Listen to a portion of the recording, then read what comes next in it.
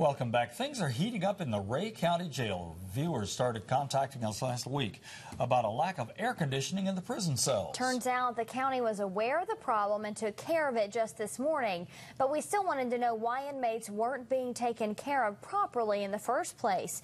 News Channel 9's Natalie Genereski has more. Good evening. You may remember that the Rhea County Jail lost its certification right around this time last year. That's because of overcrowding. So the county approved plans to build a new facility, and it got back its certification.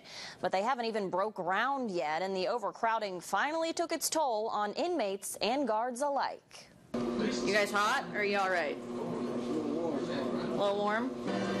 Huge fans like this one are what have been keeping inmates relatively cool during the most recent heat wave. Chief Deputy John Argo explains the problem. Back in 1962, it was a smaller facility, so the units put on top were smaller units.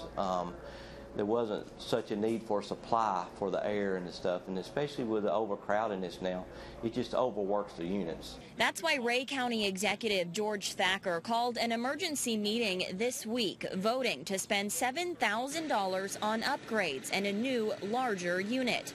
Installation started this morning and will take a few days to finish. It's not like just putting them in a regular home because you've got a concrete ceiling, so it's really complicated to get more air in here. It's not just as simple as you would think. Tiffany Yates is here visiting a friend, and she says she can't believe the county let it get that hot in the first place. I feel like it's a little sad. I think all of them are in here because, of course, something they did, so they're being punished for. I would say that it's kind of extreme. I think it's extreme. And according to the Tennessee Corrections Institute, temperatures in sleeping and activity areas are supposed to stay below 80 degrees. We have to do things by federal and state laws, and that's what we're trying to do, but trying to keep our taxes as low as we can and keep rolling with it.